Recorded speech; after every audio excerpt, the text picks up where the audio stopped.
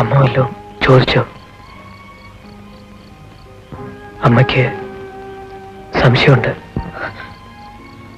പറയരുത്.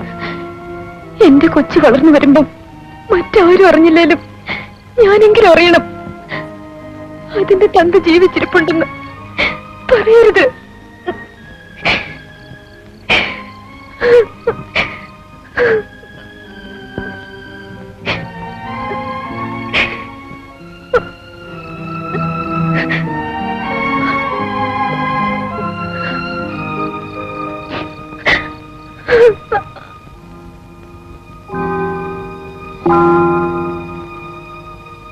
നിങ്ങളുടെ ജ്യേഷ്ഠന്റെ ഭാഗത്തു നിന്നും എന്തെങ്കിലും പ്രകോപനം ഉണ്ടായിട്ടാണോ ഈ നിൽക്കുന്ന പ്രതിയും അയാളും തമ്മിൽ അടിയായത്? എനിക്കറിഞ്ഞൂടാ.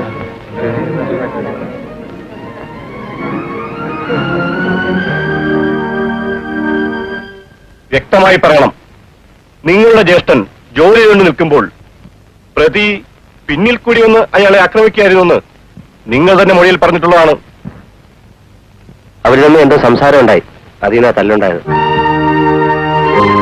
ആദ്യം തല്ലിയത് ആരായിരുന്നു? അതെന്റെ അണ്ണനായിരുന്നെന്നാ തോന്നുന്നത്. ഞാൻ അന്നേരം വേല നിൽക്കുകയായിരുന്നു.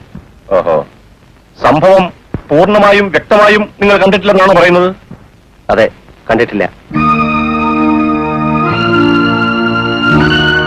അപ്പോൾ ഈ നിൽക്കുന്ന പ്രതി തന്നെയാണ് നിങ്ങളുടെ ജ്യേഷ്ഠനെ വെട്ടിയെന്ന് നിങ്ങൾ ഉറപ്പിച്ചു പറയാൻ പറ്റില്ല.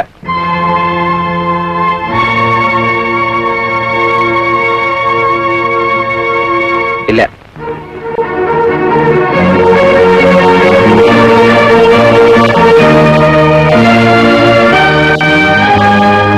അതിനുവേണ്ടി തന്നെ ഞാൻ അങ്ങനെ പറഞ്ഞത്. അവനെ വെറുതെ വിടണം. അവനെ എന്റെ കൈ തന്നെ കിട്ടണം. എന്നെ പേടിച്ചാ അവൻ നേരെ പോലീസിനെ കൊണ്ട് പിടിപ്പിച്ചത്. അവനെ കോടതി തൂക്കിക്കൊന്ന പിന്നെ ഞാൻ എന്തിനാ ജീവിച്ചിരിക്കുന്നത് ആണെന്നും പറഞ്ഞ്. അവനെ വെറുതെ വിടണം. എങ്കിലേ ഞാൻ അവനും അവന്റെ പെങ്ങൾക്കും എന്താ വെച്ചിരിക്കുന്നെന്ന് അവന് നേരിട്ട് കാണാൻ പറ്റത്തുള്ളൂ. ഒരാങ്ങളും കൂടെ ബാക്കിയുള്ളതും എനിക്ക് പാടില്ല എന്നാണോ? ആണെങ്കിൽ പറഞ്ഞാ മതി. കൂടുതലൊന്നും കാണാൻ ബാക്കി നിൽക്കാതെ ഞാൻ ആദ്യം അങ്ങ് പോയേക്കാം. ആര് പോയാലും നിന്നാലും എനിക്കൊന്നുമില്ല. പക്ഷെ എന്റെ കൈക്ക് അവനെ വേണം. എന്റെ കയ്യിലും കത്തിയുടെ പിടിക്ക് ഉറപ്പുണ്ട്.